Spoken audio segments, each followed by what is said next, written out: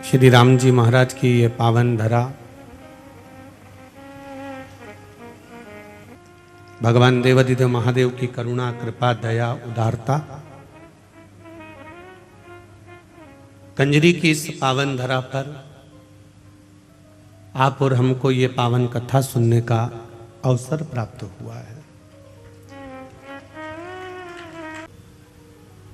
कोई साधारण सा विषय या साधारण सा कोई पुराण या कोई आनंद नहीं है जिसको ये कान से सुना, ये कान से निकाल दिया।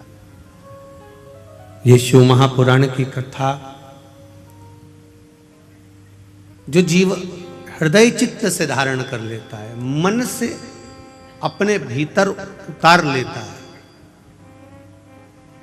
और जिस भाव से श्रवण करता है वो देवादिदेव महादेव जो लंकाधिपति रावण को सोने की लंका दे सकते हैं, भस्मासुर को अपने हाथ का कंकण दे सकते हैं, कुबेर को कुबेर पद प्रदान कर सकते हैं, इंद्र को अपनी सत्ता दे सकते हैं, भगवान नारायण को जो लक्ष्मी प्रदान कर सकते हैं, भगवान राम के लिए स्वयं समुद्र के किनारे रामेश्वर के रूप में विराजमान हो सकते हैं, जो भगवान कृष्ण के लिए नागेश्वर और सोमनाथ के रूप में विराजमान हो सकते हैं, जो संपूर्ण विश्व के कल्याण के लिए केदारेश्वर बनकर विराजमान हो सकते हैं, वो देवादिदेव महादेव आपको भी कथा श्रवण करने वाले को भी खाली नहीं छोड़ सकते, वो भी कुछ ना कुछ आनंद दे ही सकते हैं। क्योंकि ये शिव भक्ति ही कुछ ऐसी है। तेरी कृपा बिना न हिले एक भी अणु, लेते हैं श्वास तेरी कृपा से तनो तनो। बखान क्या करो मैं राखों के ढेर का, चपटी भभूत में है खजाना कुबेर का। महाराज अभी पूज्य गुरुदेव अपनी वाणी से कह रहे थे कि ये पुराण है,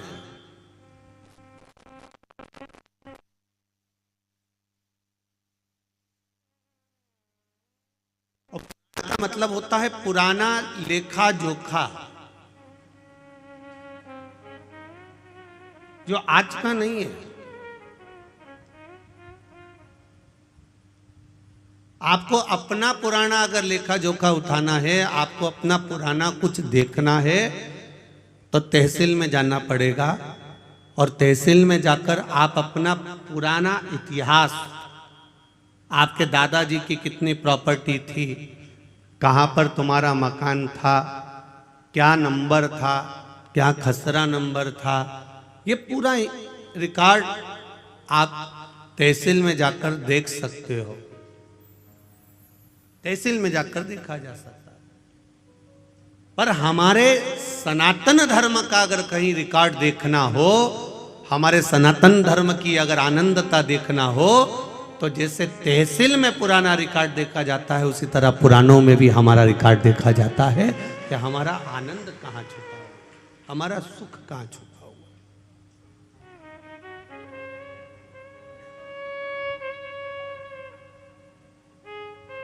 शिव भक्ति सारी समस्या का हल, एक लोटा जल। आप शंकर के द्वार जा रहे हो, शिव के द्वार पर पहुंच रहे हो, शंकर भगवान को एक लोटा जल समर्पित कर रहे हो, एक बेलपत्र अगर आप देवादिदेव महादेव को चढ़, सहजता है मेरे देवादिदेव महादेव को तुम्हारी दौलत, तुम्हारी संपदा, तुम्हारा वैभव, तुम्हारा धन, उससे कोई मतलब नहीं। अगर दौलत से मतलब होता मेरे देवादिदेव महादेव को, तो रावण ने भगवान शंकर से कहा था, भोलेनाथ कैलाश पे रहते रहते तुम्हें बहुत समय हो गया, अब मैं तुमको लंका लेकर जाना चाहता हूं, सोने की लंका में आप रहिए, स्वर्ण की लंका में आप विराजमान रहिए, चलिए मेरे साथ, आप सोने की लंका में चलिए। भगवान जानते हैं कि ये लंका अधिपति रावण है,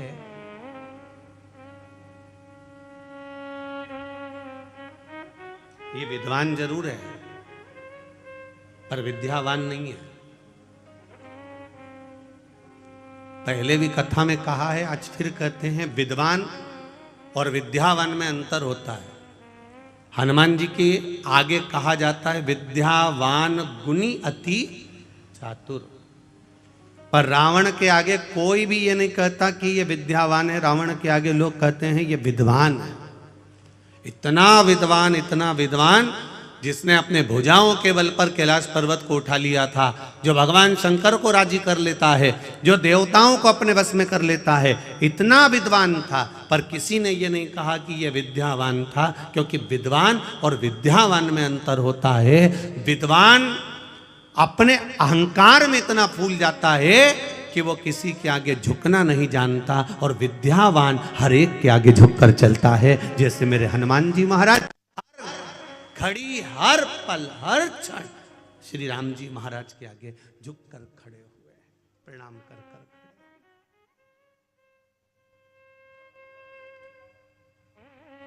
खड़े। मेरे राम जी महाराज के आगे मेरे हनुमान जी महाराज हमेशा नम्र होकर झुककर खड़े। क्यों?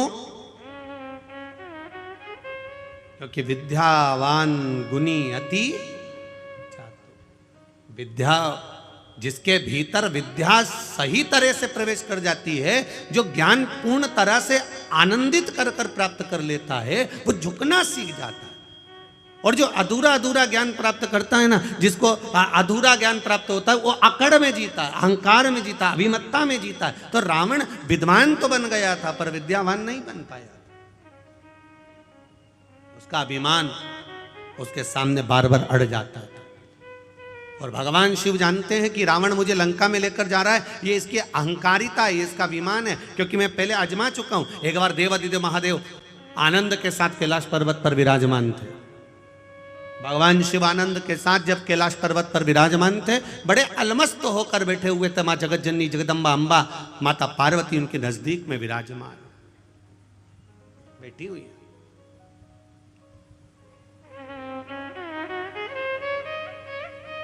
विशर्वा बाबा के पुत्र कुबेर भी हैं, और विशर्वा बाबा के पुत्र लंकाधिपति रावण भी हैं। कुबेर के पास में पूरा लंका का राज्य था,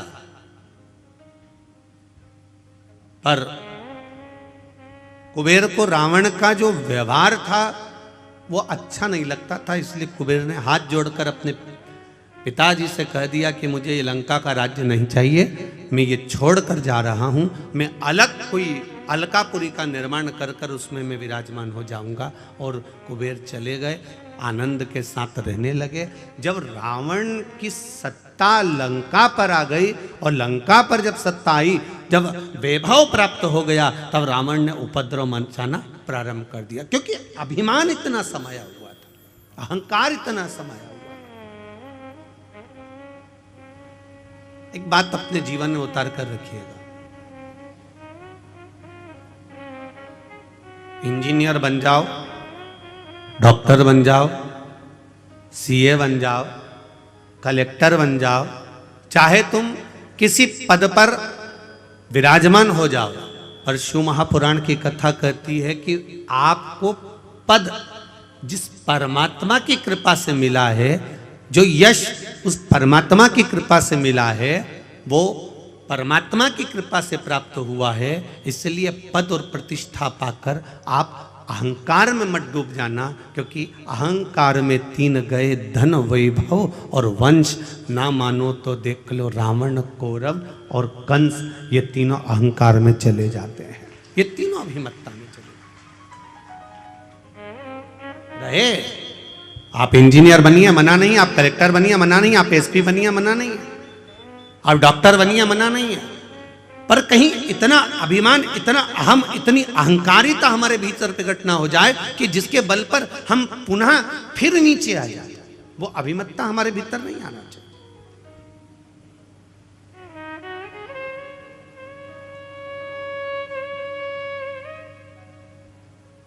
और जिस दिन हमारे भीतर वो अभिमत्ता प्रकट हो जाती है, उस दिन हम भगवान से दूर हो जाते हैं,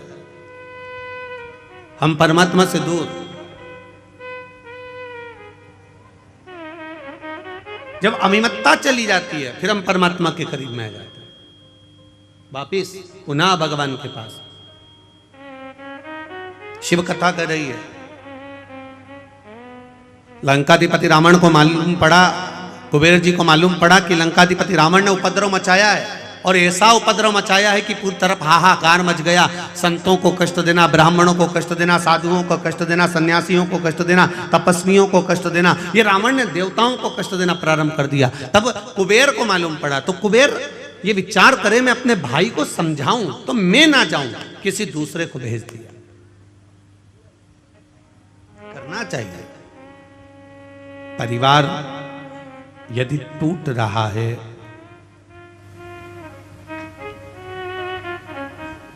राष्ट्र यदि बिखर रहा है, अभी परम पूज्य गुरुदेव ने कहा कि राष्ट्र को आपको और हमको संभालना पड़ेगा। ये पूज्य गुरुदेव अभी कहे, कोई दूसरा नहीं संभालेगा, आपको स्वयं संभालना है, आपको स्वयं निभाना।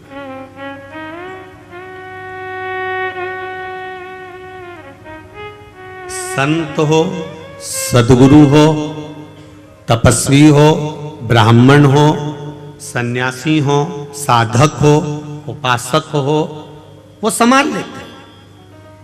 कुबेर ने लगा मन में कि ये मेरा भाई गड़बड़ कर रहा है, तो कुबेर ने तुरंत उसी समय पर अपने दूतों को भेजा और जाकर कहा कि रावण को समझा कर आओ कि ये क्या कर रहे हो। तुम इतने विद्वान होने के बाद में, इतनी विद्वत्ता तुम्हारे भीतर होने के बाद में तुमने ये क्या करना चालू कर दिया। कहीं किसी को कष्ट दे रहे हो, किसी की अग्नि को समाप्त कर रहे हो, कहीं किसी को कष्ट प्रदान कर रहे हो, ये क्या कर क्या रहे हो।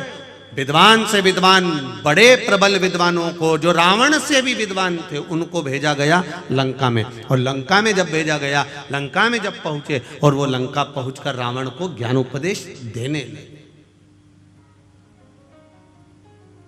अब जो बहुत ज्ञानी को समझाया जा सकता है, अज्ञानी को समझाया जा सकता है, पर अभिमानी को कभी नहीं समझाया जा सकता, ये निश्चित है।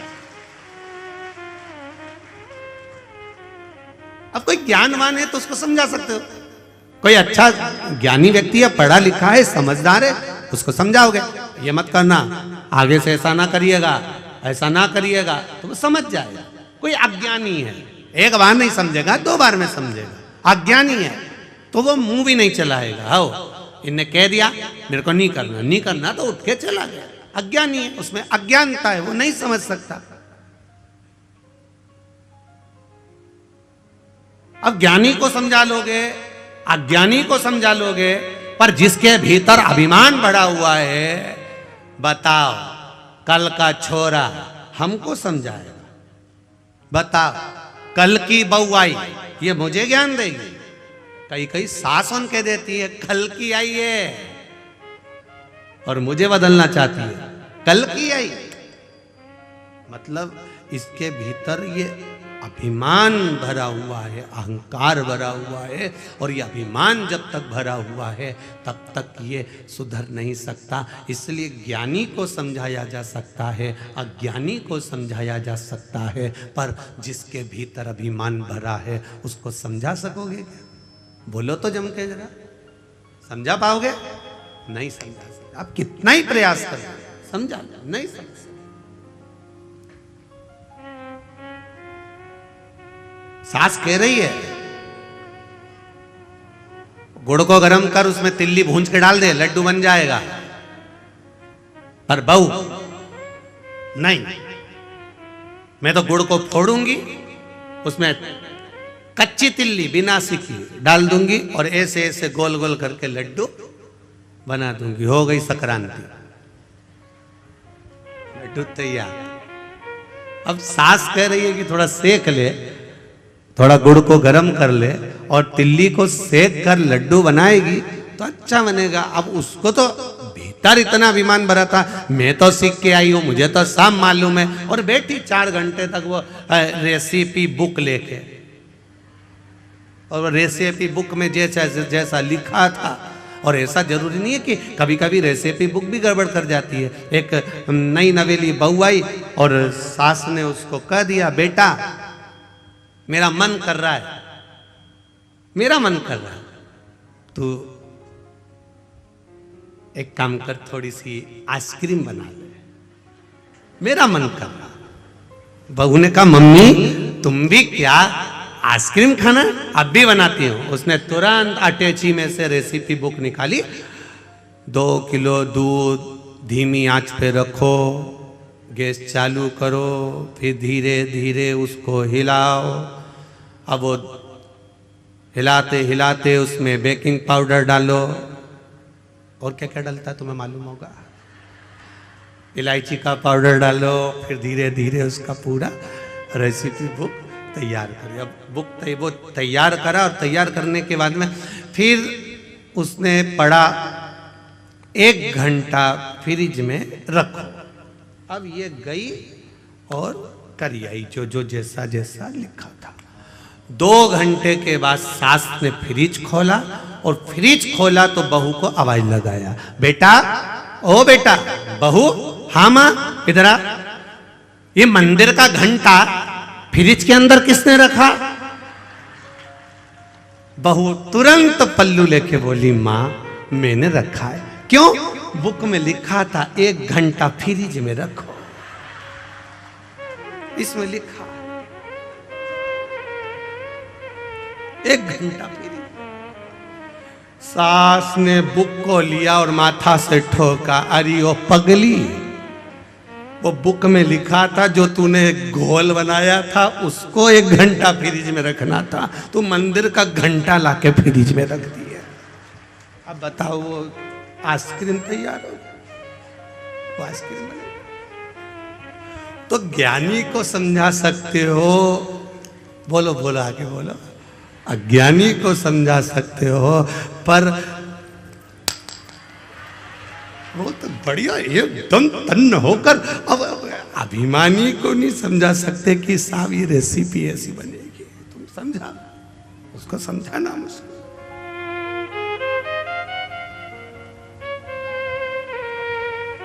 बहुत कठिन है समझाना, समझा लो। अब रावण को भी समझाने के लिए भेजा तो कुबेर ने भेजा किसको? अपने विद्वान विद्वान गुप्तचरों को भेजा कि जाकर रावण को समझाओ। वो समझे तब तो, समझ जाता तो क्या बात था। नाना समझाया, विभीषण ने समझाया, मंदोदरी समझाई, पर समझे तब तो। स्वयं लंकाधिपति रावण को भगवान शिव ने समझाया, पर समझे तब तो। भगवान नारायण कई बार समझा दिए, देवऋषि नारद ने समझाया, इंद्र ने समझाया। ऐसा कोई देवता नहीं था 33 कोटि देवी देवता में जिसने लंकाधिपति रावण को नहीं समझाया। सब ने समझाया, ब्रह्मा जी ने बार बार समझाया, पर समझे तब।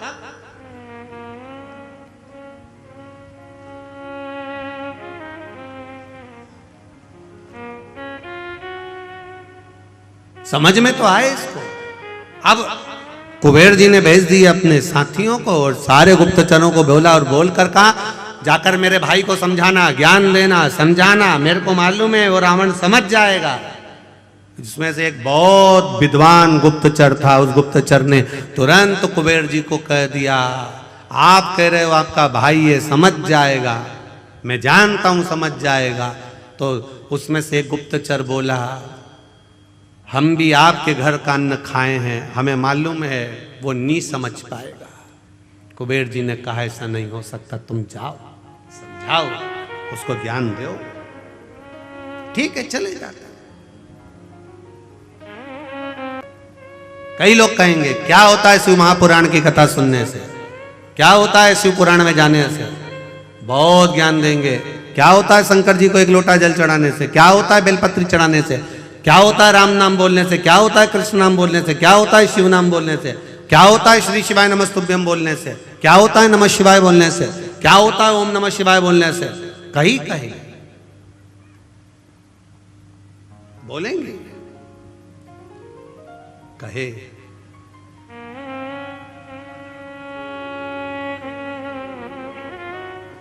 महाराज उनको एक बात जरूर कहना, भगवान की कथा सुनते सुनते, भगवान का भाव श्रवण करते करते, जिस समय कथा सुनते सुनते आपके रोम, आपके शरीर के ये रोम, ये बाल खड़े हो जाएं, समझ लेना कि शिव आपके भीतर समाना प्रारंभ हो गया। अगर कथा सुनते सुनते आपके रोम उमंग से भर जाएं, कथा सुनते सुनते आपके ये बाल, आपके ये रोम खड़े हो जाएं, तो समझ लेना कि तुम्हारी दुख की घड़ी में शिव खड़ा होना प्रारंभ हो गया। ये कथा तत्व है, ये रस तत्व है, ये कोई सहजता नहीं। भक्ति का बल बढ़े, भक्ति का आनंद बढ़े, भाव बढ़े, तो परमात्मा हमारे साथ खड़ा हुआ है। मैंने तेरे ही भरोसे, ओ बाबा तेरे ही भरोसे, हवा बिच उड़ती जावांगे, बाबा डोर है तो छठीला में घटी जावांगी, भोले मैं तेरी पतंग, शंभो मैं तेरी पतंग, हवा बिच उड़ती जावांगी, बाबा डोर है तो छठीला में घटी जावांगी। समझाया उसको जाए जिसके भीतर अभिमान ना। ज्ञानी होगा समझ जाएगा, ज्ञानी होगा आज नहीं समझा कल समझ जाएगा, पर अभिमानी होगा इसको कितना भी समझाया जाए ये कभी नहीं समझ सकता। कंजरी वालों पर कितनी कृपा राघव जी की हुई है, कितनी कृपा राम जी की हुई है, और माँ जगत जननी पावागढ़ वाली की कृपा की टेकरी के नीचे ये शिव महापुराण की कर। विचार करिए जरा।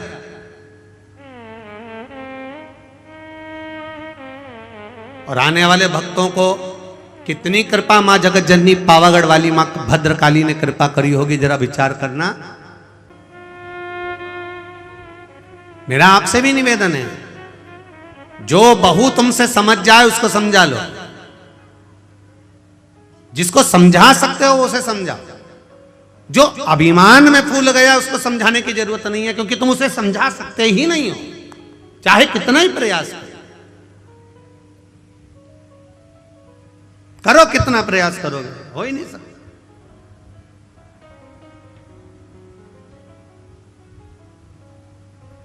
और जितना ये ज्ञान भी जितना जिसके भाग्य में होता है ना, उतना ही उसको प्राप्त होता है। जितना जिसके भाग्य में होता उतना ही उसको। बड़ा मुश्किल है मिलना। भगवान शिव की कथा का कुबेर ने भेजा जरूर पर समझा नहीं पाया। रावण को कहा, क्रोध आ गया, रावण ने उनकी बात सुनी पर समझने को तैयार नहीं, तलवार लेकर दोनों का शीश काट दिया। जो समझाने आए थे उन्हीं को मार दिया।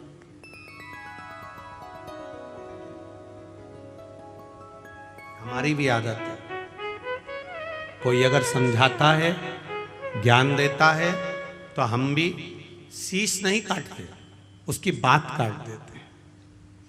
हमारी भी आदत है।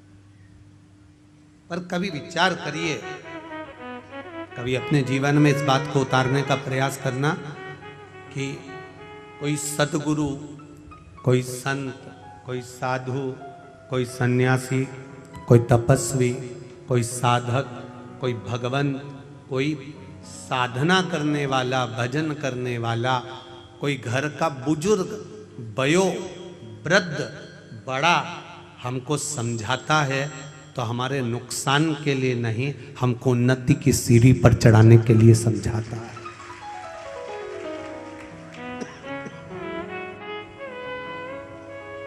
हमें उन्नति की सीढ़ी पर चढ़ाने के लिए समझा रहा है। अगर वो ज्ञान दे रहा है तो हमको उन्नति की ओर बढ़ाने के लिए ज्ञान दे रहा है।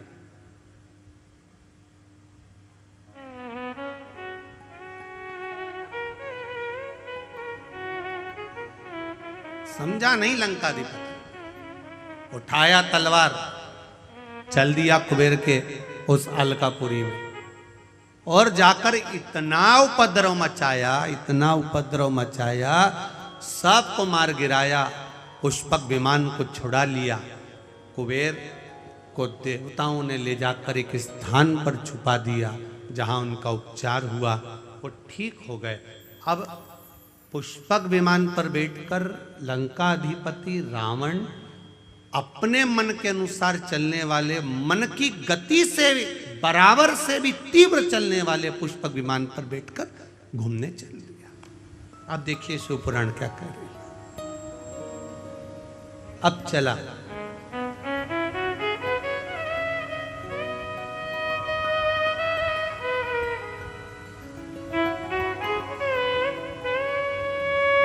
अच्छा, ऐसा नहीं है। पुष्पक विमान पर जब वो बैठा,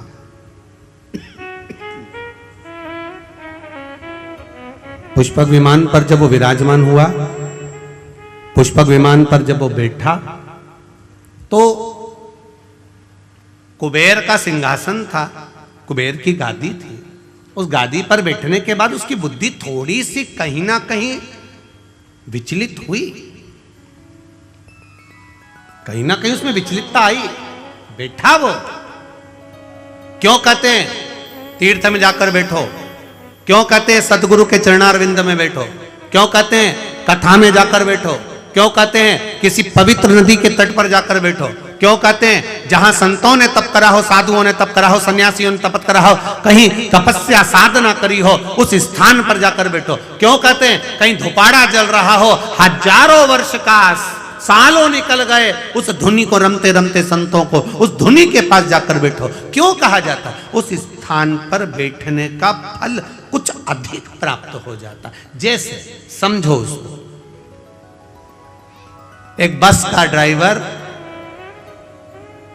चाय पीने चला गया। काय का ड्राइवर? बोलो बोलो, जम के बोलो जरा। अच्छा, और जम के बोलो। बस का ड्राइवर गया क्या पीने? चाय पीने। और कोई व्यक्ति उस ड्राइवर की सीट पर जाकर बैठ गया और उसने स्टीयरिंग पकड़कर यूं यूं हिला रहा था। इतने में तुम हाथ पहुंच गए। अब तुम्हें थोड़ी ना मालूम कि ये बस का ड्राइवर नहीं है। तुमने कहा क्यों साहब, ये बस कहां जा रही है? ड्राइवर साहब, और ड्राइवर साहब, क्या ये बस कंजरी जा रही है क्या?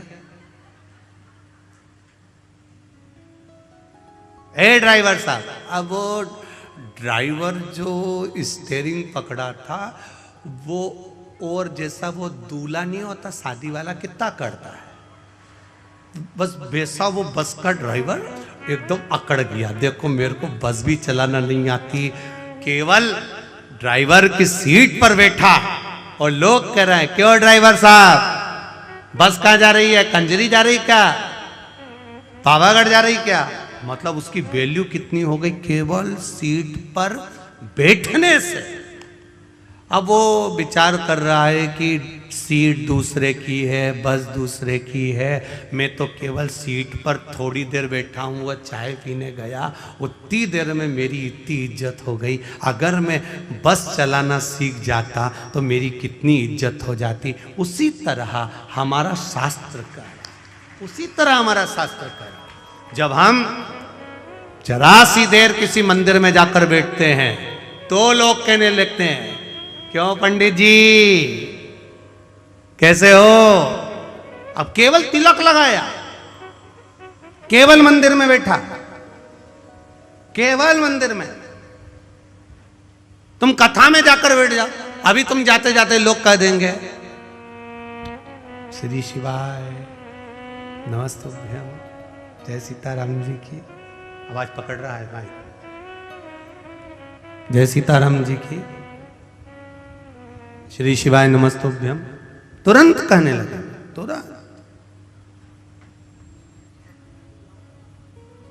फिर कोई से बात होगी तो कह देंगे साहब वो तो भगवान की कथा में रमी रहती है, उसको तो कथा इतनी अच्छी लगती है कि कहीं पर भी हो ना वो दौड़ के चली जाए।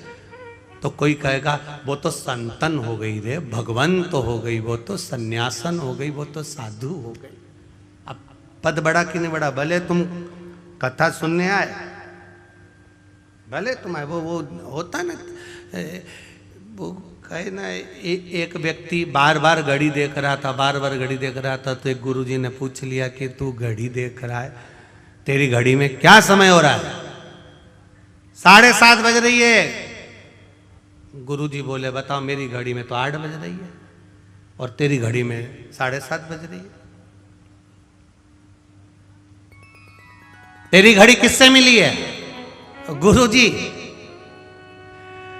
मैंने रेडियो से मिलाई है। अच्छा, मां से मिली है।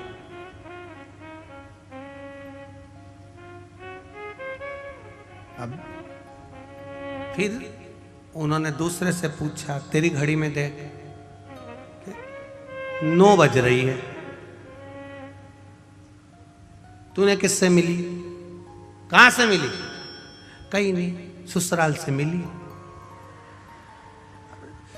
गुरुजी बोले ये ससुराल से तो मिली है, पर मिली किससे है ये तो मालूम होना चाहिए कि रेडियो से मिली कि टेलीविजन से मिली कि काय से मिली। तो कि गुरुजी कहीं से नहीं मिली, ये मेरे ससुराल से मिली। हमेशा पीछे ही चलती है, हमेशा पीछे चलती है। ससुराल की जो चीज मिले तुम ध्यान रखना इस चीज के लिए, भले अलमारी हो, वॉशिंग मशीन हो, चाहे फ्रिज हो, चाहे मिक्सर हो। मिक्सर का खटका चालू करके छोड़ दो, थोड़ी देर बाद चलेगा, फिर चलेगा। एकदम मिक्सर नहीं उठता। उसी तरह सास को भी अंदाजा लगा लेना चाहिए कि बहू पर एकदम प्रेशर नहीं देना। एकदम प्रेशर दिया तो ये नहीं चले। ये ससुराल से मिली है तो धीरे से चल, इसको धीरे से संभाल कर चलो। बेटा घर अपना है, परिवार अपना है, रोज इतनी रोटी बनाकर मत फेंका कर, रोज इतनी सब्जी मत फेंका कर, धीरे धीरे उसको चलाओगे तो वो चल जाएगी। और तुमने एकदम टूट पड़ी ने एकदम बोल दिया क्या तेरे पिताजी के घर से लाइए जो इतना फेंक रही है, फिर तो पास में पावागढ़ वाली माता है, नजदीक में। इतनी देर हालो लो कंजरी वालों और झाबुआ वालों तुम इतनी देर तो करते ही नहीं हो, तुरंत प्रकट हो गई।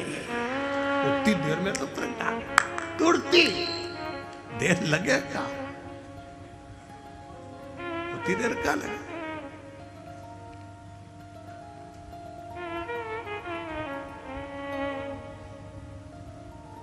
महाराज फिर कुछ नहीं, अम्बे तू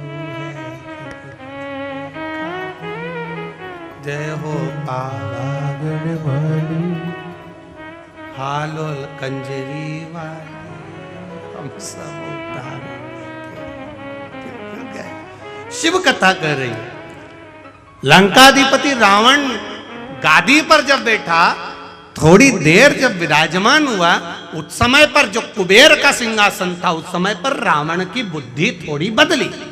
किसी धोपाड़े के पास में धोनी रम रही हो, उसके पास में, संतों के पास में, गुरुजन के पास में, मंदिर में, सत्संग में, प्रवचन में, तीर्थ में, सरयू मैया के तट पर, गंगा मैया के तट पर, यमुना मैया के तट पर, नर्मदा मैया के तट पर, कहीं तीर्थ स्थान पर, अच्छी जगह पर, जहां संत साधु सन्यासी तपस्वी साधक उपासक जहां तप करे हो, उस जगह पर जाकर हम थोड़ी देर बैठते हैं तो ये पक्का है। जैसे चाय पीने ड्राइवर चले गए और उसकी जगह पर बैठ गए तो लोग ड्राइवर कहने लगते हैं, उसी तरह हम जाकर बैठते हैं तो भगवान भी अपना समझने लगता है कि ये मेरा है, ये मेरा अपना है। उसको लगता है ये बैठ गया है, अब सही जगह पर जाकर बैठा है, अच्छी जगह पर बैठा है, ये मेरा होता गया है, ये मेरा हो गया।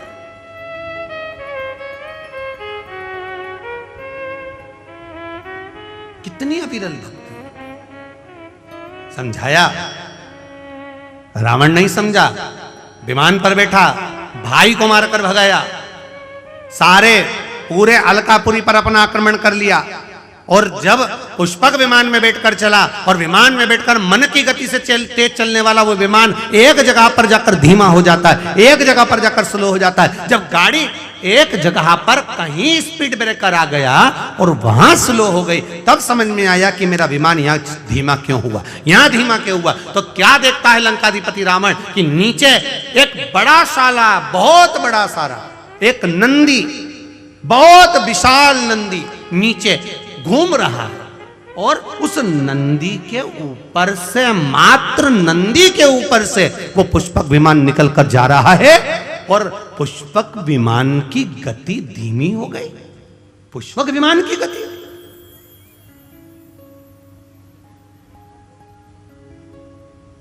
रावण के साथ में जितने लोग बैठे थे उस पुष्पक विमान में, सब रावण से कहने लगे, महाराज ये तो मन की गति से तेज दौड़ने वाला पुष्पक विमान है, फिर आखिर ये धीमा कैसे हो गया, ये स्लो कैसे हो गया, इसकी स्पीड कम क्यों हो गई, इसकी गति कम क्यों हो गई। रावण कहता है मुझे समझ में नहीं आ रहा, पर नीचे एक बड़ा सारा नंदी घूम रहा है, वो नंदी घूम रहा है इसलिए इसकी गति थोड़ी कम हो गई है। तो जितने बैठे थे, अब रावण इतना अहंकारी था तो उसको ज्ञान देने वाले कितने अहंकारी होंगे।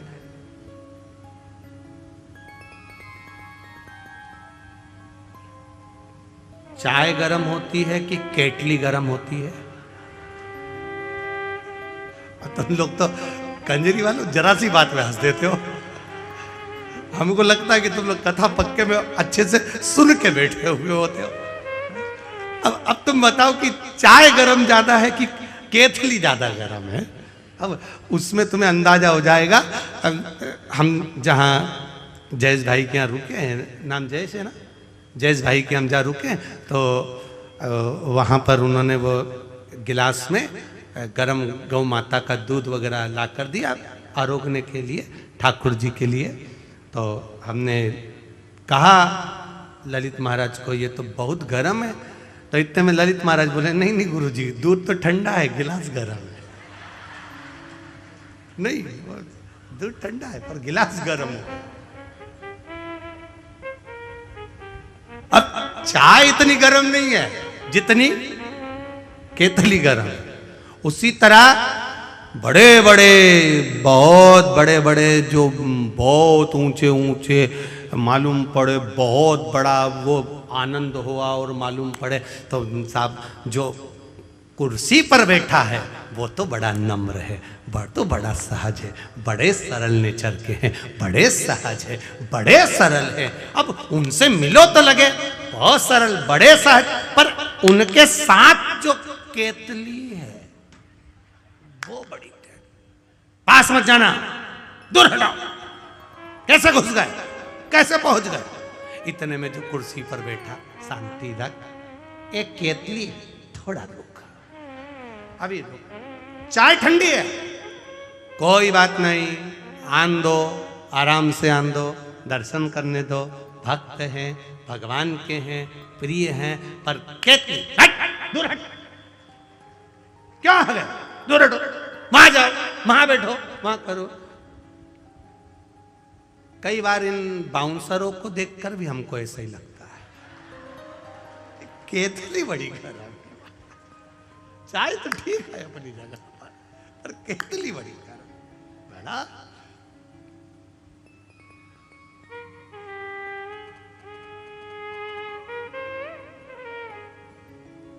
अभी हम आ रहे थे महाराज जी, तो आते आते अयोध्या वाले महाराज जी आए हैं, बहुत सटीक रहना। आके मालूम पड़ा तो महाराज जी तो ऐसे नम्र, ऐसे सरल, हम भी समझ गए कि केतली गरम थी, चाय। संत इतना सहज, इतना सरल होता है, ये देखने को मालूम पड़ता है। यहाँ संतों की सभा में संत विराजमान है, यहाँ गुरुजन बैठे, इतनी नम्रता, इतनी सरलता में, क्या सुंदर उन्होंने अपनी वाणी से कहा है। महाराज जी दंडवत करता हूँ, प्रणाम करता हूँ, आपकी सहजता, आपकी सरलता।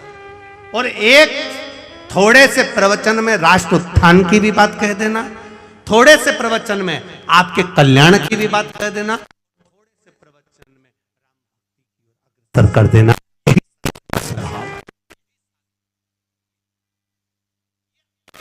अमूल्यता का आनंद है, ये रस तत्व। और किस्मत वाले हो, कंजित वाले हो, भाग्यशाली हो आप, जो हमारे बीच में इन पूज्य गुरुदेव का दर्शन अयोध्या से यहाँ चलकर हुआ है। ऐसा लगता है राम स्वयं आए, वृंदावन से कृष्ण स्वयं आए, ऐसा लगता है मेरा राघव यहाँ पहुंच गए। ये तत्व हमारे भीतर, ये सुख हमारे। अब उतरा सिंहासन नीचे, नीचे उतरा और सिंहासन नीचे उतरते से पुष्पक विमान पे से नंदी के सामने राम के सामने खड़ा होकर कह दिया लंकाधिपति ने, तुम कौन? नंदी कहता है मैं नंदी। आप कहां जा रहे हो? हमें उस मार्ग पर जाना है। नहीं, उस मार्ग पर तो मेरा देव महादेव रहता है, मेरा महादेव। रावण कहते हैं कि ये महादेव रह रहे हैं। हाँ, तो वो तो भस्म रमाने वाला, जटाजूड़ बांधने वाला, मृगछाला पहनने वाला, गले में रुद्राक्ष की माला पहनने वाला, सर्प गले में धारण करने वाला, बिच्छू पहनने वाला, एक साधारण सा, साधारण, एकदम सहज सरल साधारण, तो उसमें दिक्कत क्या है? विमान तो ऊपर से जाएगा, महादेव तो नीचे बैठे हैं, फिर से दिक्कत क्या है? क्या तकलीफ? आज भी हमारे सनातन धर्म में, आज भी हमारे सनातन धर्म में भगवान का मंदिर होता है, शिवजी विराजमान होते हैं, शंकर भगवान बैठते हैं, या राम जी बैठे हैं, या भगवान कृष्ण बैठे हैं, या देवी भवानी बैठे, जो भी देवता बैठते हैं, उसका आकृति ऐसी बनाई जाती है कि उसके ऊपर कोई पांव न रख पाए, कोई चढ़ ना पाए। लंकाधिपति रावण, तेरा विमान अगर ऊपर से जा रहा है तो उसमें श्रेष्ठता नहीं, क्योंकि मेरे महादेव बैठकर तप साधना कर रहे हैं, माँ जगतजननी पार्वती के साथ मेरे महादेव बैठे हैं। रावण ने कहा, अब इसको जब कुबेर नहीं समझा पाया, देवता नहीं समझा पाए, तो इसको ये नंदी कैसे समझा देगा? नंदीश्वर ने समझाना चाहा, नहीं माना, खूब समझाया, नहीं माना, खूब समझाया,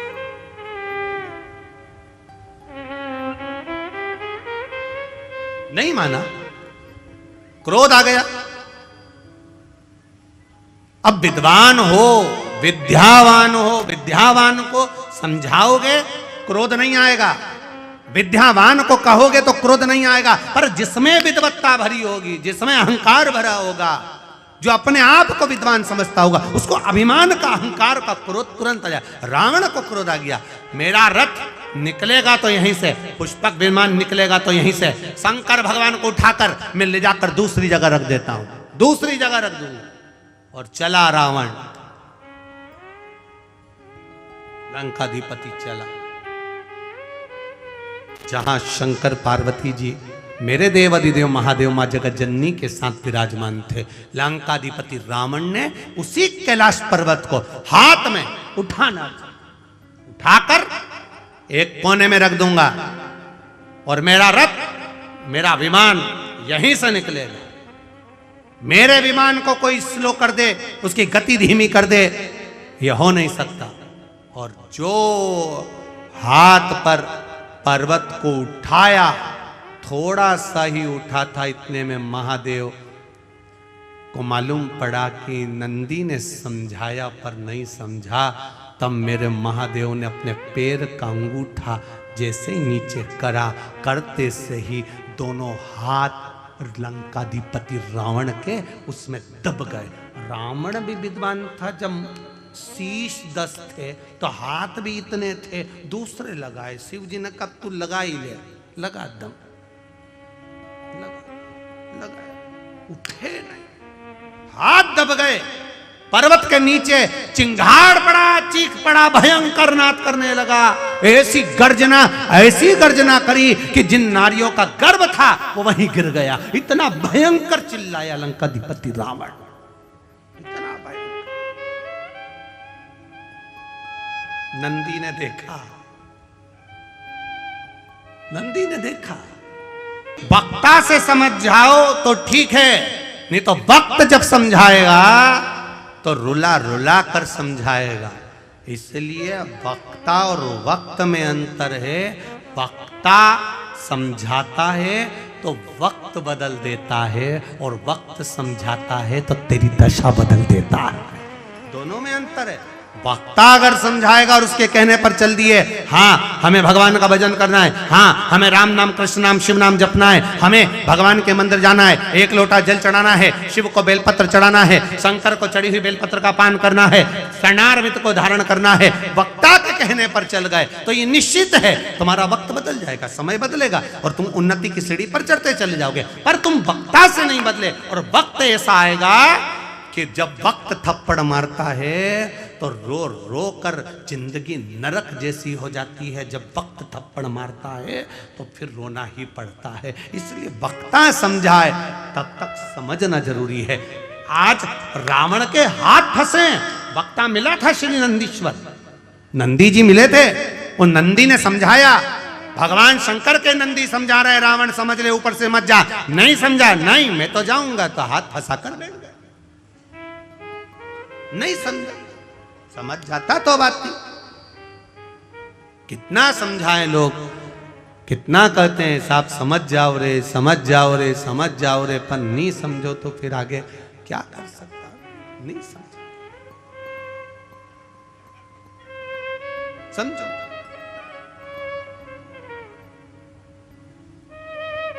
अब बैठे नहीं, रावण चीख रहा है, हाथ दबा हुआ है, चिंगाड़ रहा है, चिल्ला रहा है। फिर कोई नहीं आया। तब वो नंदी जो वक्ता था, जिसने ज्ञान दिया था, समझाया था, वो नंदी आया। और नंदी ने आकर कहा, रावण मैंने तुझे समझाया था, तू समझता क्यों नहीं है? तो क्यों नहीं समझा?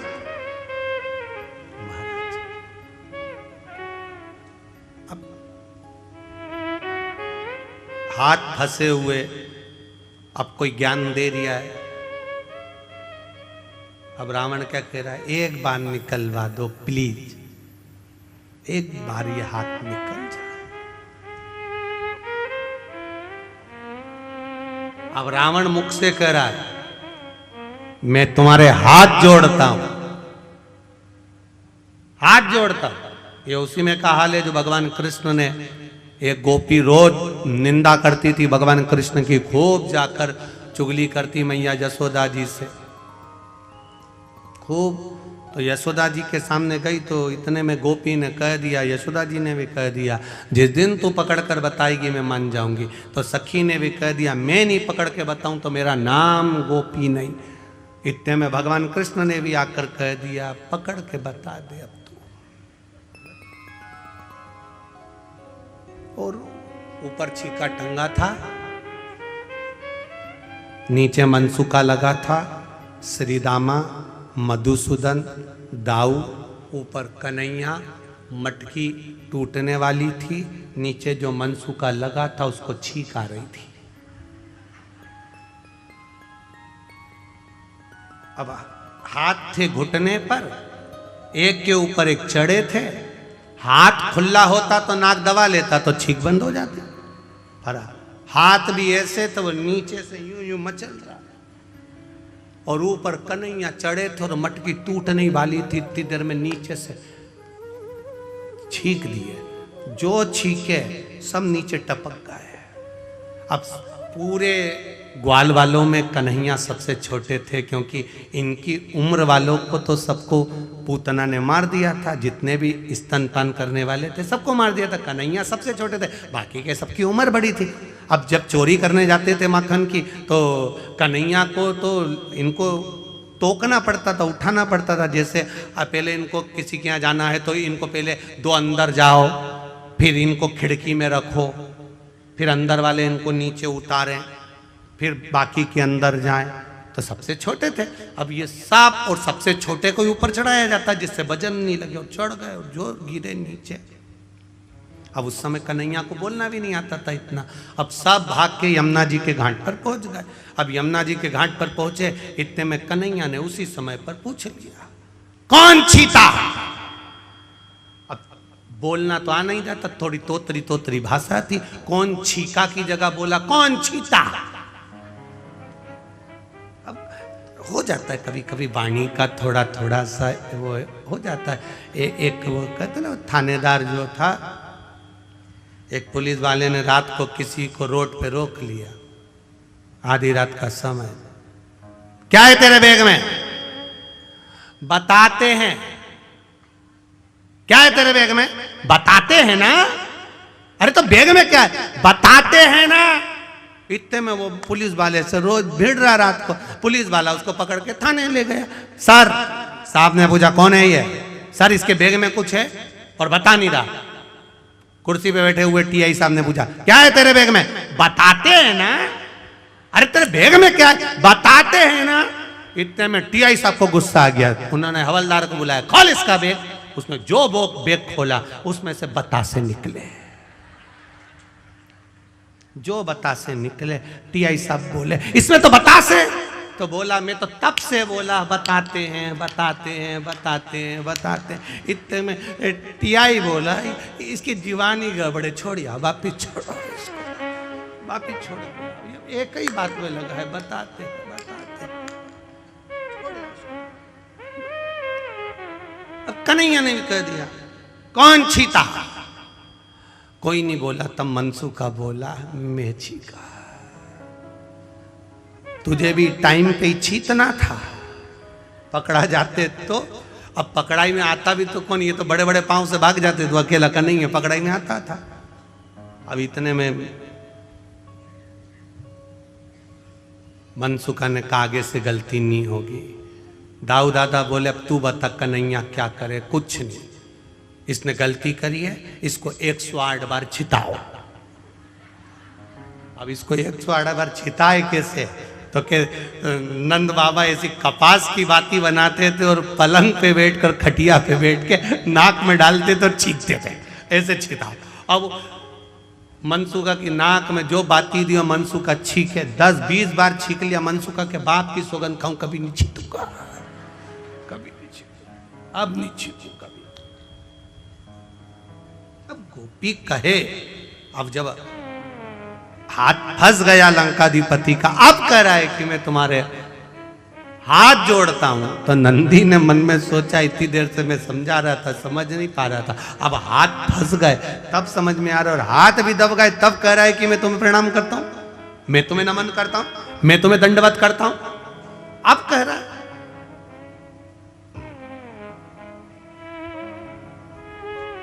हाथ फंसने के।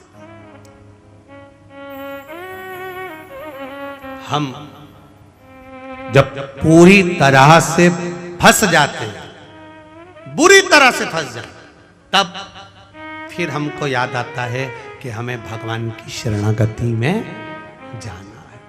आखिरी में, अंत में शिव तत्व ही ऐसा होता है, जब हम कष्ट में घिर जाए, तकलीफ में घिर जाए, तब हमें परमात्मा याद आता।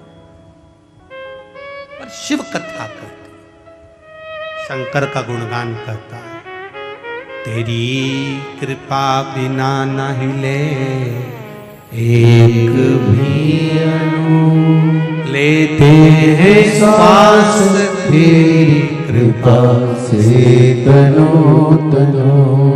बखान क्या करूं मैं राखों के ढेर का, चपटी भभूत में खजाना कुबेर का।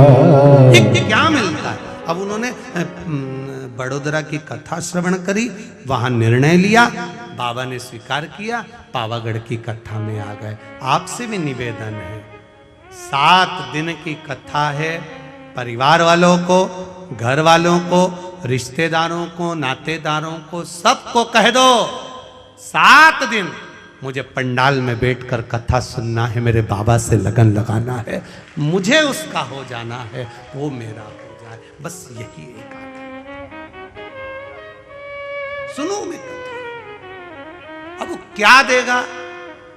हाथ दबा है रावण का, और रावण नंदी से कह रहा है मुझसे गलती हो गई, मैं तुम्हारे हाथ जोड़ता हूं। नंदी ने फिर कहा हाथ जोड़ने से होगा क्या? हाथ तो दबा है कैलाश के नीचे, होगा क्या? लोग कहते हैं जब सारे सहारे समाप्त हो जाते हैं तब लोग कहते हैं मेरा अंतिम विश्वास मेरा भगवान है। बोल बम का नारा है, जम के बोलो जरा, बाबा एक सहारा है, एक सहारा। आपका विश्वास, आपकी दृढ़ता, ये छोटे से कस्बे में ये शिव महापुराण की कथा जरा विचार करिए। जो भूतों ना भविष्य थे, कभी सोचा ही नहीं होगा कंजरी वालों ने, हालोल वालों ने कभी नहीं सोचा होगा कि कथा हमारे क्षेत्र में हो जाएगी। पर भगवान ने ये मौका दिया है, तो इस मौके में जब गेंद आई है तो ऐसा चौका लगा लो कि ग्राउंड के बाहर ऐसा चौका लगा लिया। मौका दे भगवान तो भजन का ऐसा चौका लगाओ, ऐसी भक्ति का चौका लगाओ कि भगवान भी कहे कि ये मेरा आनंद सुख पा रहा। हाथ दब गया लंकाधिपति का, रावण का हाथ दबा, चीख रहा है, चिल्ला रहा है, पर वो निकल नहीं रहा। नंदी से कहा, नंदी मुझसे गलती हो गई, मैं तेरे हाथ जोड़ता हूं, क्षमा मांगता हूं। नंदी कहते हैं मुझसे क्षमा मांग कर क्या करोगे? मुझसे क्षमा मांग कर क्या करोगे? गलती वक्ता कभी नहीं कहेगा कि आप मुझसे क्षमा मांगो। वक्ता कहता है कि आप शिव की शरणागति में जाइए। जो वक्ता तुमसे कहे कि तुम मेरे पास में आओ, मेरे पास बैठो, मेरे करीब में आइए, मेरे नजदीक में आइए, मेरे पास आकर बैठिए, वो श्रेष्ठ नहीं हो सकता। वक्ता जो तुमको ले जाकर भगवान के दरवाजे तक छोड़ दे और कहे कि ये तेरा दुख मिटा देगा, समझ लेना वो श्रेष्ठ, उसमें श्रेष्ठ। करो भजन, हाथ दबा लंकाधिपति रावण का। नंदी कह रहा है मैंने तुझे समझाया, तू समझा नहीं। जब वक्ता से नहीं समझ सकता तो वक्त समझाता, और जब हाथ दब गया पहले ही समझ जाता कि इस रथ को, इस पुष्पक विमान को लेकर यहां से नहीं जाता, रास्ता बदल लेता तो चल जाता। पर तूने अकड़ करी, अहंकार करा, अभिमान करा कि जाऊंगा तो इसके ऊपर से जाऊंगा, बस तो फिर हाथ फंसा। अब निकाल ले। नहीं बोला, नंदी जी भी नहीं बोले, शंकर भगवान ने इशारा कर दिया नंदी को, तू बोलना ही मत, दबे रहने दे इसको, दबे रहने दे।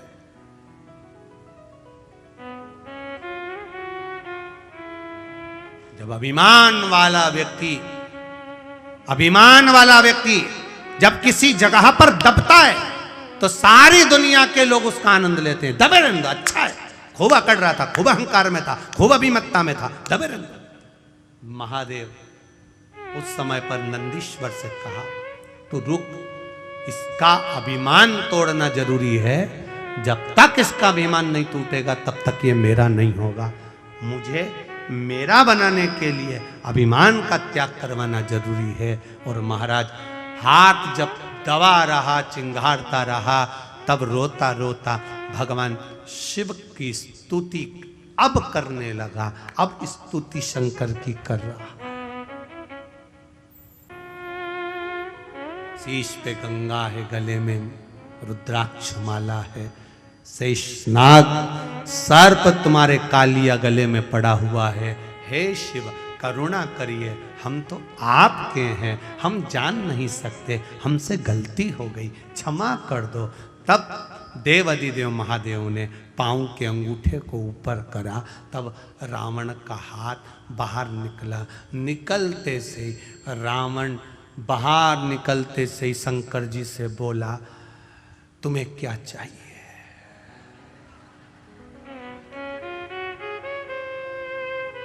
अब बताओ,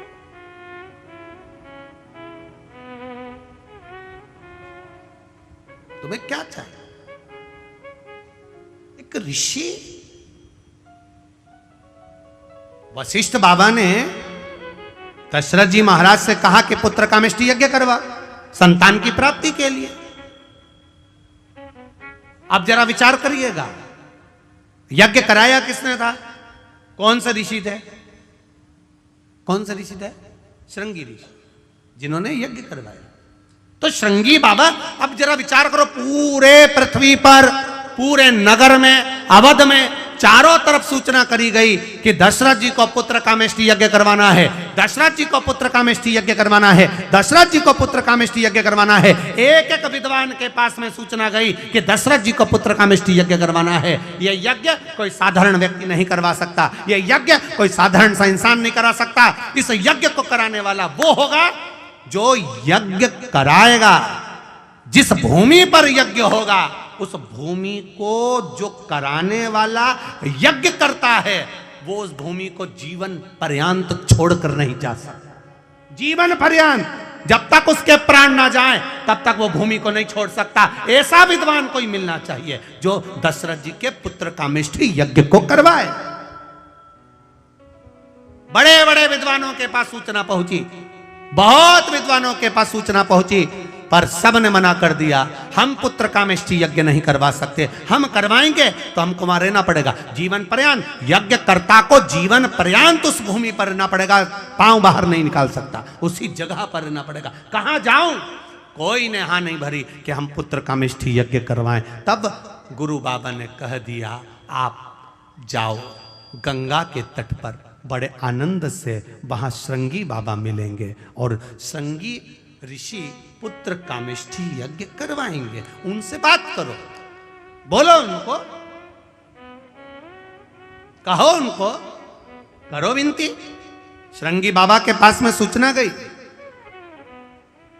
पर यज्ञ के लिए भूमि वो चुनी जाए, पुत्र कामेष्टि यज्ञ के लिए वो भूमि चुनी जाए जिस भूमि को श्रृंगी बाबा को दिया जाए और श्रृंगी बाबा उस भूमि पर जीवन पर्यंत रहें। श्रृंगी बाबा ने कहा, मैं अपनी भूमि को छोड़कर नहीं जा सकता, अगर यज्ञ करूंगा तो इस श्रृंगेरपुर में करूंगा, इसी जगह पर करूंगा।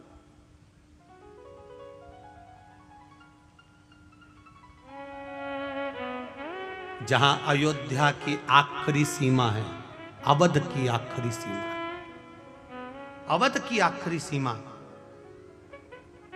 उस अवध की आखिरी सीमा जहां है, वहां पर बैठकर श्रृंगी बाबा पुत्र कामेष्टि यज्ञ करवाते हैं।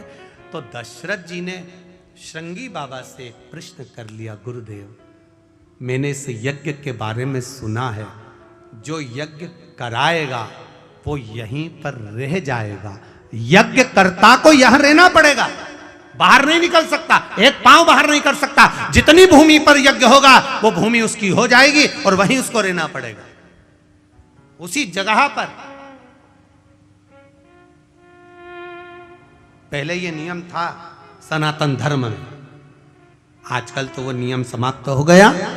पहले जिस भूमि पर यज्ञ होता था वो भूमि यज्ञकर्ता की हो जाती थी, पहले ऐसा नियम था। उस भूमि पर जहां यज्ञ हो रहा है वो भूमि उसकी। अब वो नियम चला गया, समाप्त हो। ऋषि श्रृंगी बाबा ने कहा, अगर मेरे यज्ञ करवाने से, अगर मेरे यज्ञ करवाने से वैकुंठ अधिपति नारायण पृथ्वी पर आ जाए तो इससे बढ़कर खुशी क्या होगी मेरे लिए, इससे बढ़कर आनंद क्या होगा, क्या आनंद होगा। अगर ये शिव महापुराण की कथा सुनकर 50 लोगों में से अगर 10 का भी अगर आनंद हो जाए और 10 का भी जीवन संवर जाए, तो उससे बढ़कर शिव महापुराण की कोई दक्षिणा नहीं हो सकती, कोई आनंद नहीं हो सकता, संवर जाए। अगर इन संतों के आने से, इन साधुओं के आने से, गुरुजनों के आने से, अगर इनके दर्शन से, इनके प्रवचन से, इनके शब्द से 5 भी अगर संवर जाएं, तो उससे बढ़कर कोई सुख नहीं हो सकता, उससे बढ़कर कोई आनंद नहीं हो सकता। करो भजन, करो भक्ति, करो स्मरण। दूसरा प्रश्न फिर दशरथ जी ने करा श्रृंगी बाबा से, गुरुदेव आप यज्ञ करा रहे हो, आप यज्ञ करता हो, इस यज्ञ को करने में कितना समय लग जाएगा, इस यज्ञ का समय कितना है? तब गुरुजी ने कहा, श्रृंगी बाबा बोले, जब भक्ति करने बैठो, भजन करने बैठो, स्मरण करने बैठो, कीर्तन करने बैठो, या दान करने के लिए बैठो तब समय मत देखो, घड़ी मत देखो और कीमत मत देखो कि दान की गई वस्तु कितने की थी, उसकी कीमत का नहीं देखो, घड़ी नहीं देखना, समय नहीं देखना। भगवान के भजन करने का समय नहीं देखा जाता, माला जपने का समय नहीं देखा जाता, ठाकुर जी के श्रृंगार का समय नहीं देखा जाता, भगवान के दर्शन का समय नहीं देखा जाता, कथा श्रवण करने का समय नहीं देखा जाता, संत सदगुरु की शरणागति में जाने का समय नहीं देखा जाता। क्यों? इनके लिए समय की सीमा क्यों नहीं होती? क्योंकि मौत का भी कोई समय नहीं होता कि किस समय पर मृत्यु आएगी। अगर आपने घड़ी देख ली कथा सुनने के समय पर, आपने घड़ी देख ली दान करते समय पर, आपने घड़ी देख ली मंदिर जाते समय पर, आपने घड़ी देख ली दर्शन करते समय पर, तो मृत्यु के समय पर भी आप क्या घड़ी देखोगे? नहीं, अभी 8:45 बजा है, नहीं मरूंगी, चाहे कुछ भी हो जाए, घड़ी नहीं हो। बस एक है, वो मेरे परमात्मा की शरणागति, केवल एक।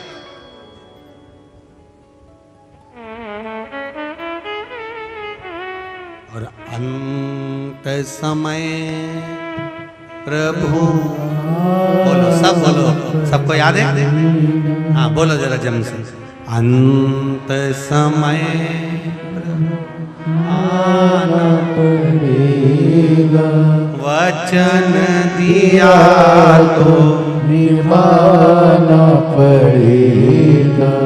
आए ना आए प्रभु कुटुंब कबीला, अंत समय प्रभु आना पड़ेगा। वचन दिया तो निभाना पड़ेगा। अंत समय प्रभु भुआना पड़ेगा। वचन दिया तो निभाना पड़ेगा। अंत समय कोई आए ना आए, परिवार कुटुंब कबीला नाते रिश्ते, कौन आया ना आया, आप जरूर आता है। वैकुंठ में रहने वाला वैकुंठ में रहता है, ब्रह्मलोक में रहने वाला ब्रह्मलोक में रहता है, इंद्रलोक में रहने वाला इंद्रलोक में रहता है, और मेरा देव अधिदेव महादेव मृत्यु लोक में रहता है। इसलिए तुरंत आता है, तुरंत, क्षण भर की देरी नहीं करता, आ जाए। और आया, शिव कथा कर रही है, भगवान शंकर का संवाद कर रहा है, शिव महापुराण की कथा कर रही है, वेद व्यास जी महाराज वर्णन कर रहे हैं। लंकाधिपति रावण हाथ छूटा, छूटते से ही महादेव से बोले क्या देऊं मैं आपको, मेरा हाथ छूट गया है। शिव जी कहते हैं कुछ मत दे दादा, कुछ मत। कोई कोई ऐसा होता है जो देने के बाद कभी नहीं कहता कि मैंने इसको दिया, और कोई कोई ऐसा होता है जो देने के बाद 25 बार कह देता है मैंने दिया। जैसे पहले कथा में कहा, एक व्यक्ति जा रहा था ससुराल, उसका दोस्त रास्ते में मिल गया। उसने दोस्त से मन में सोचा अकेला गाड़ी में जा रहा हूं, इसी को बिठा के ले जाओ, उसको बिठा के ले। उसने कहा मेरे पास कपड़े नहीं है, तू क्या चिंता करता है, कुर्ता तो अच्छा लग रहा है, शर्ट अच्छी लग रही है, पजामा मैं दे दूंगा। उसने अपना पजामा दे दिया। अब पजामा दिया, ससुराल में वो दोस्त भी गया, सबने आदर करा, सम्मान करा, चाय पिलाई, सब कुछ करा। फिर किसी ने पूछ लिया ससुर जी ने, ये कौन है? मेरा दोस्त है, रोड पे खड़ा था, मैं अकेला आ रहा था, फ्री थी गाड़ी, मैंने कहा तू चल चल। कुर्ता इसी का है, पजामा मेरा है। अब दोस्तों को बुरा लग गया, बता, ये बताना कोई जरूरी है कि पजामा तेरा है? इसने तुरंत कोनी मार के कहा अक्ल नहीं तेरे में, पजामा तेरा है, इसलिए नहीं आ रहा था तेरे साथ में, तुझे बहुत अहंकार है ना, तू बार बार अपनी चीज बताता रहता, इसलिए नहीं आ रहा था। अब नहीं बताऊंगा, कसम से अब नहीं बोल लूंगा। इतने में इसके जमाई साहब के मामा जी ने कहा आप हमारे यहाँ शाम को भोजन करने आना। वहाँ चले गए। माँ भोजन करने गए तो मामा जी ने पूछ लिया जमाई साहब ये कौन है? मेरा दोस्त है, अकेला आ रहा था गाड़ी में तो इनको बिठा लाया। कुर्ता भी इनका है, पजामा भी इनका है। अब तो उसको और तेज मिर्ची लगी, अब और क्रोध में आया। इसने फिर कोनी मार के कहा अकल नहीं इधर में। मामा जी ने पूछ लिया मतलब कुर्ता भी इनका है, पजामा भी इनका है, मतलब? इतने में उसने कहा कुछ नहीं, कुर्ता इन्हीं का था, पजामा मेरा। अब इसको फिर गुस्सा आ गया। इसने कहा तुझे ये बताना जरूरी था कि कुर्ता भी मेरा, पजामा भी मेरा? अब आगे से बोला है तो सोच लेना, मैं तो जा रहा। नहीं अभी मत जा, अपन चल। इतने में मौसी आ गई। मौसी ने कहा जमाई साहब कल सवेरे का भोजन हमारे यहाँ। ठीक है, जमाई भोजन करने का है, इसी को भी ले गए। इतने में मौसी जी ने पूछ लिया ये कौन? अकेला आ रहा था, गाड़ी खाली थी, दोस्त है, रोड पे खड़ा था, मैंने कहा चल बिठा कर लिया आया। पजामे का कोई जिक्र नहीं करूंगा। अब इसको फिर गुस्सा आ गया। अब इसने बाहर निकल के इसको पकड़ कर पजामा उतार के दे दिया। ले तू, तेरा पजामा तू ही धर ले। जब देखो जब पजामा पजामा पजामा होता है। कई लोग एक डब्बा तेल देते हैं, कितना तेल? एक डब्बा घी दिया, एक डब्बा तेल का दिया, और 50 बार कहते हैं बूंदी मैंने बनवाई है, बूंदी मैंने बनवाई है, बूंदी मैंने बनवाई है। जब तक वो बूंदी पूरी खत्म नहीं हो जाए तब तक वो बूंदी बनी रहती है। एक डब्बा घी, एक डब्बा तेल और 1 महीना बूंदी, 1 महीना बूंदी चलती है। हम गए थे राम मंदिर, हमने बूंदी बनवाई थी, 1 डब्बा घी दिया था। अब राम जी महाराज की कृपा, इतने में राम जी के पंडित जी ने कह दिया तुम्हारा डब्बा तुम ही ले जाओ। क्या करे वो पजामे का? कहना जरूरी है कि पजामा हमारा है, पजामा हमारा है। रावण ने कहा प्रभु मेरा मन कर रहा है आपको कुछ देने का, मेरा हाथ छूट गया, बोलो क्या दूं? देवादिदेव महादेव ने कहा नहीं चाहिए तेरे से दादा, मैं सब समझता हूं, तू एक बार देगा 50 बार कहेगा।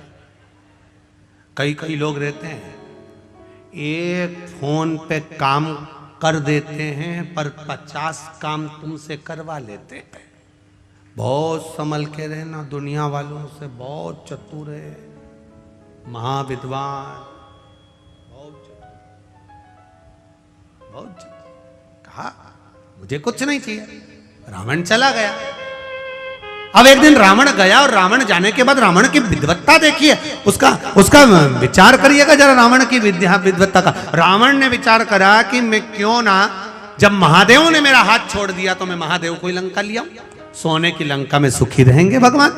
भगवान से कहा मैं तुम्हें सोने की लंका में रखना चाहता हूं, आप चलो मेरे साथ में। भगवान शंकर ने मन में सोचा इसके यहां जाना और आफत मोल लेना,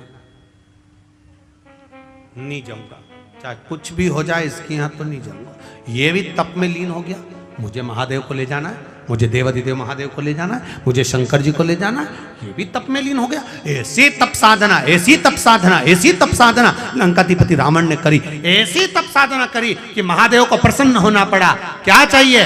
आपको लंका लेकर जाना है। शंकर भगवान ने अपना शिवलिंग प्रकट करा, लेकर चल। पर सुन ले रावण, जहां तूने भूमि पर रख दिया उठने वाला नहीं।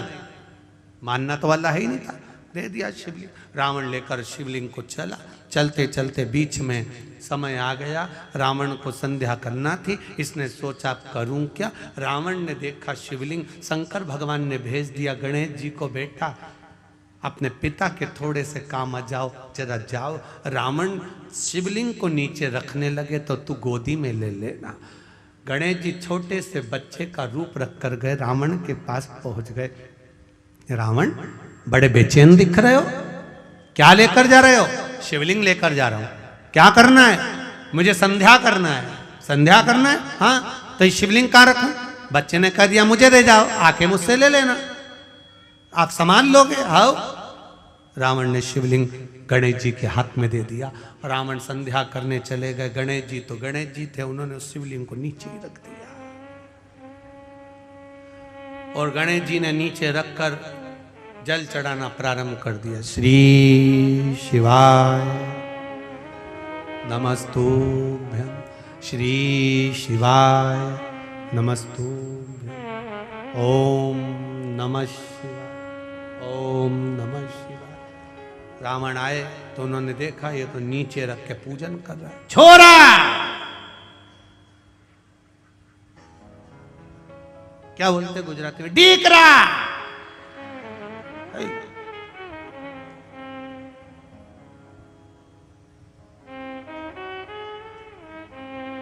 गणेश जी ने भी पूछ लिया, केम छो?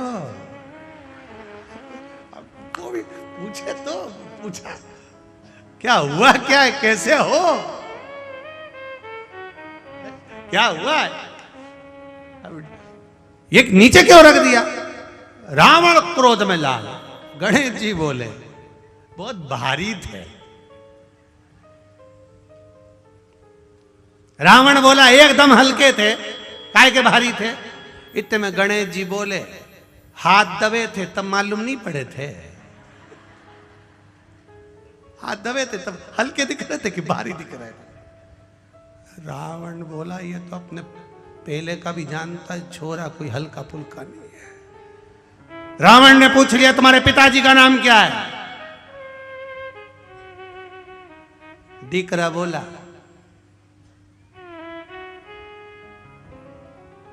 सिग्नेचर तुम्हारे हाथ पे करके दिया, ऑटोग्राफ। वो मेरे बाप, मेरे ही पिता है जिन्होंने ऑटोग्राफ करके दिए, मेरे पिता, मेरे पिता हैं। रावण बोला, तुम कौन? गणेश जी ने अपना असली स्वरूप दिखाया। जो दिखाया, लंकाधिपति रावण को क्रोध आया। क्रोध आया तो गणेश जी महाराज तो उसी समय पर थोड़े से पीछे सरके और पीछे से सरकते ही गणेश जी के पांव के नीचे से मूसक निकलकर बाहर आ गया, चूहा निकलकर बाहर आया। जैसे ही मूसक निकलकर आया, इतने में तुरंत उसी समय पर लंकाधिपति रावण ने पूछा, ये कौन है? भगवान गणेश जी महाराज ने कहा, ये मूसक है जिसके ऊपर बैठकर मैं घूमता हूं, मैं घूमता हूं। तो रावण ने पूछा, तुम कहना क्या चाहते हो? गणेश जी महाराज बोले, पिताजी नहीं जा सकते तो क्या हुआ, मैं तैयार हूं लंका जाने के लिए, मुझे ले चलो। पर अकेला नहीं जाऊंगा, ये मूसक भी मेरे साथ जाएगा। रावण बोला, तेरे हाथ जोड़ूं, पूरी लंका का सोना कतर कतर के खा जाओगे। नहीं ले जाऊंगा, ले ही नहीं जाऊंगा, मैं नहीं जा सकता। जो शिवलिंग भूमि पर रखा वो वेद्यनाथ बाबा के नाम से विख्यात हो गया। बोल वेद्यनाथ भगवान की हर हर। आवाज नहीं आई, जरा दमदारी से बोला, हर हर। वेद्यनाथ जी के रूप में विराजमान हो गया। आगे जो कथा कही वेदव्यास जी महाराज ने, देवराज नाम का ब्राह्मण जो चोरी का धन लेकर एक मंदिर में पहुंच गया और शिवलिंग की सुंदर शिव पुराण की कथा को सुनकर उसने अपने चित्त को शंकर में रमा लिया, भगवान देवाधिदेव महादेव में रमा लिया। ऐसा देवराज नाम का ब्राह्मण था। प्राण त्यागे, बेलपत्री के वृक्ष के नीचे त्यागे, शिव के धाम चले गया। आगे जो वर्णन आता है, बिंदुक की कथा कही गई। एक बिंदुक नाम का ब्राह्मण चोरी का धन ला रहा था, एक पानी के स्रोत में गिर गया, प्राण छूट। 3 तरह से मरे हुए व्यक्ति को मोक्ष नहीं है। पानी में डूबकर मरा हुआ, स्त्री के हाथ से मरा हुआ, सर्प के डसे से मरा हुआ, 3 तरह से मरा हुआ व्यक्ति को वैकुंठ नहीं मिलता, मोक्ष नहीं मिलता। तब बिंदुक पानी में डूबकर मरा तो विचार आया कि कैसे इसको मुक्ति मिलेगी। तब उसका अंतिम संस्कार तो हुआ, पर वो प्रेत योनि में भटकता रहा। क्या करा जाए? चंचुला देवी ने काशी में जाकर शिव महापुराण की कथा को श्रवण किया। मुक्ति हुई, शंकर भगवान के धाम में पहुंची, माता पार्वती जी की सहेली चंचुला देवी बन गई। चंचुला देवी जब सहेली बन गई, मौन रहती थी, चुप रहती थी, विचार करती रहती। पार्वती जी ने पूछा, तू चुप क्यों रहती है, मौन क्यों रहती है? कहा, मेरे पति को मोक्ष नहीं मिला। तो तेरे पति के मोक्ष नहीं हुआ तो शिव महापुराण की कथा करवा, जिससे तेरे पति को मोक्ष मिलेगा। किससे करवाऊं? देव ऋषि नारद के पास पहुंची तो नारद जी ने कहा, मुझे श्राप लगा है, मैं एक जगह नहीं रह सकता, तुम रुका जी से जाकर निवेदन करा। तब तुम रुका जी ने कहा, कथा तो कह दूंगा, मना नहीं, पर जोड़े से यजमान कौन बैठेगा? चंचुला देवी कहती है, मैं बेधव्य, मैं विधवा, मेरा बेधव्यता है, मैं यजमान पद कैसे लूं? जानकर देवादिदेव महादेव से प्रार्थना करी। शिव जी ईश्वर जी बने, पार्वती जी गौरा जी बनी।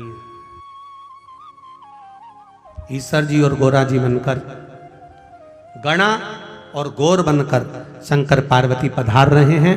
जोरदार ताली बजाकर स्वागत करें शिव पार्वती का। ईश्वर जी और गौरा जी के रूप में देवादिदेव महादेव भगवान शिव आनंद के साथ पधार रहे हैं। बोल काशी विश्वनाथ भगवान की जय। भगवान ईश्वर जी गौरा जी बनकर विराजित हुए। सुंदर शिव महापुराण कथा के यजमान बनकर कथा श्रवण करने के लिए जाते हैं। ऐसा सुंदर चरित्र शिव महापुराण का आनंद करते हुए वेदव्यास जी वर्णन करते हैं। यजमान परिवार आकर ईश्वर जी और गौरा जी का पूजन करेंगे, भाव और भक्ति के साथ में भगवान शंकर का आनंद करेंगे।